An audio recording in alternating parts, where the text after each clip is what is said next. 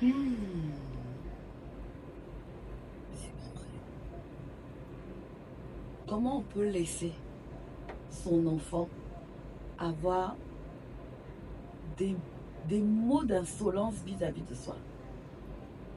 Comment on peut laisser son enfant nous porter main?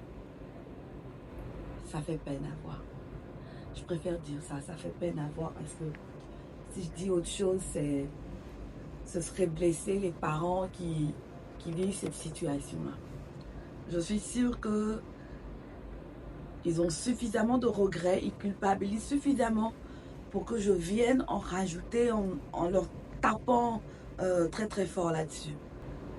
Ça fait peine à voir. Regardez. T'es sûr que je peux pas dire? T'es sûr? Tu te prends une claque dans la gueule?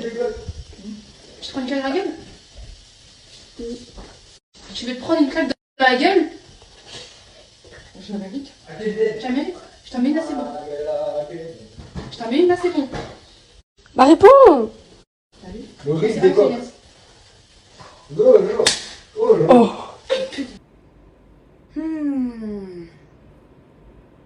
Eh ouais, c'est pas du tout joli. Alors là, pas du tout, du tout, du tout, du tout. C'est insoutenable. Qui a envie d'avoir ça chez lui à la maison? Personne. Chers parents, chère maman, cher papa, quand on arrive à ce stade-là,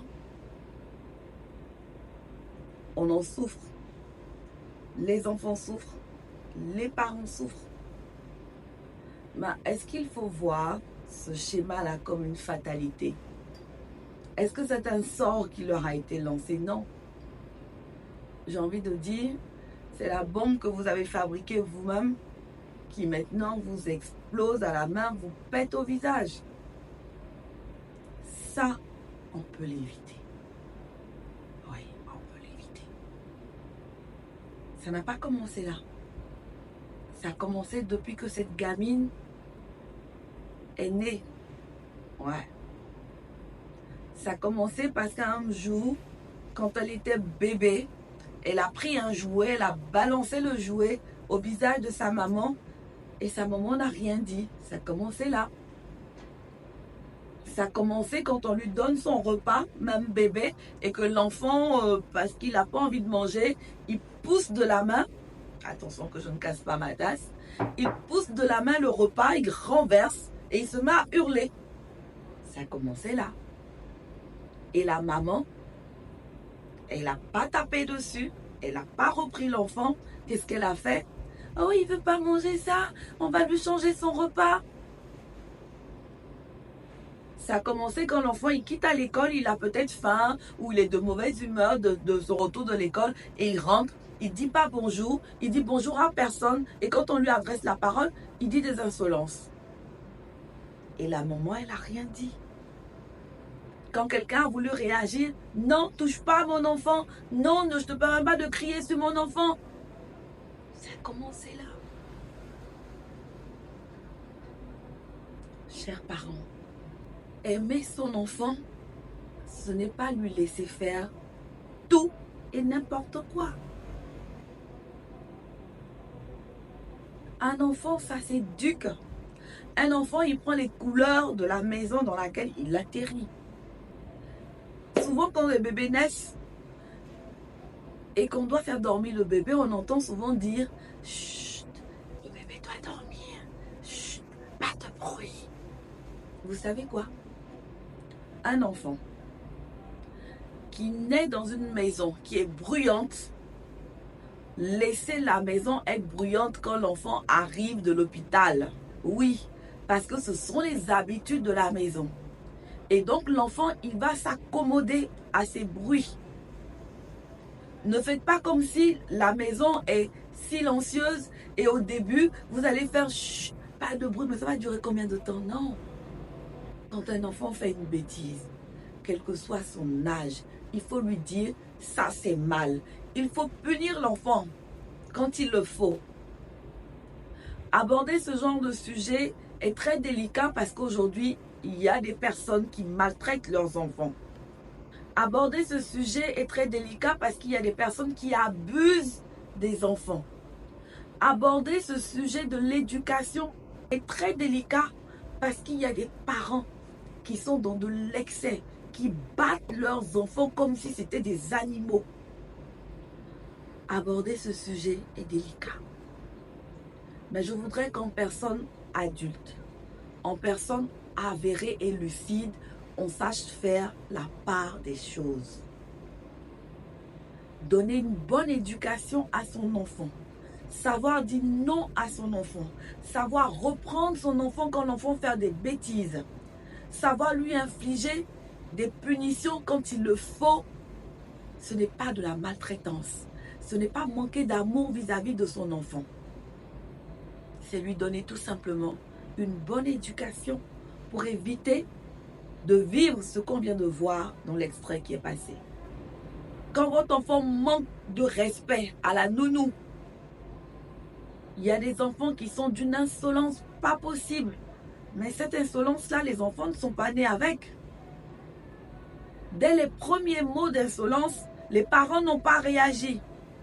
Peut-être parce que cette insolence-là était dirigée vers la fille de maison, vers la nounou, vers la servante, on a laissé faire. Mais vous avez appris à votre enfant que être insolent, c'est bon. Et il va commencer sur la nounou, vous n'allez pas réagir. Plus tard, c'est sur vous. Parce que la nounou, elle sera partie. Et vous allez rester avec votre enfant. Un enfant qui tape sa maman. Oui, je suis partie accompagner ma petite fille à faire son vaccin. Et il y a une petite fille, elle n'avait même pas 2 ans.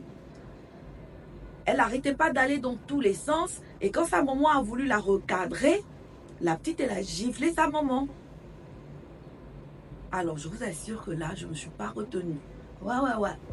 Je me suis comportée comme une bonne Africaine doit se comporter. Des fois, on oublie qui nous sommes et que c'est notre responsabilité de véhiculer ce qu'il y a de bon comme valeur chez nous au lieu de copier stupidement tout ce qui vient de l'étranger. Je me suis comportée comme une vraie Africaine qui est bien éduquée. La maman était complètement gênée. Mais pourquoi tu me tapes? Je lui ai arraché l'enfant de la main. Elle-même, elle était choquée. Elle ne s'attendait pas à ça. Je lui ai arraché l'enfant de la main. Et puis je lui ai dit, plus jamais tu te permets de taper ta mère. Parce que ça ne se fait pas. Mais avec fermeté. La petite, elle a compris le message. Elle s'est mise à pleurer. Évidemment, en cherchant le regard de sa mère, que sa mère vienne la sauver. Mais je pense que cette maman-là, elle a fait quelque chose qu'elle n'avait jamais fait auparavant. Elle a regardé sa petite fille droit dans les yeux et elle n'est pas venue me la prendre dans les bras. J'ai compris que je venais de mener une bonne action, que je venais de recadrer un enfant et que je venais de réveiller quelque chose dans le cœur d'une maman qui a réalisé qu'elle était en train de partir dans le billard en continuant d'accepter que sa fille lui porte main. J'ai gardé la petite dans la main. Elle a pleuré. Je l'ai regardée droit dans les yeux. Quand elle a vu qu'elle n'aura pas l'assistance de sa mère, elle m'a regardé aussi avec les larmes. Et à un moment donné, vous savez, les enfants comprennent. Hein? On s'est regardé. On n'a plus parlé toutes les deux. Elle m'a regardé en pleurant et les pleurs se sont estompés. Et vous savez, il y a une façon de pleurer d'un enfant comme un petit sanglot qui reconnaît que ce que je viens de faire, c'est mal et que je ne vais plus recommencer, tata. Je ne vais plus recommencer, tata. Et à ce moment-là, je lui ai dit, tu ne recommenceras plus. Promis. Et elle m'a fait comme ça. Je lui ai fait un câlin. Et je lui ai redonné, j'ai donné l'enfant à sa maman. Et sa maman m'a dit merci. Chers parents, l'éducation, c'est important. La bonne éducation, ce n'est pas payer des écoles à des prix faramineux pour ses enfants. Ce n'est pas acheter la dernière basket. Ce n'est pas acheter le dernier téléphone. Éduquer nos enfants, c'est de leur montrer la morale. C'est de leur mettre des limites. C'est de leur apprendre des valeurs. C'est pouvoir leur dire non quand il faut dire non. C'est pouvoir taper sur la table quand il faut taper sur la table. Et de temps en temps, quand les enfants poussent le bouchon, il faut taper sur les fesses. Ouais, de temps en temps, il faut taper sur les fesses. Il faut mettre à genoux. Il faut leur retirer leur petit confort pour les punir. C'est important. Si des personnes vivent ce qu'on vient de voir dans l'excès, sachez qu'il n'est pas tard, oui. Parce que certains parents qui ont laissé faire n'ont plus de moyens. Faites-vous aider.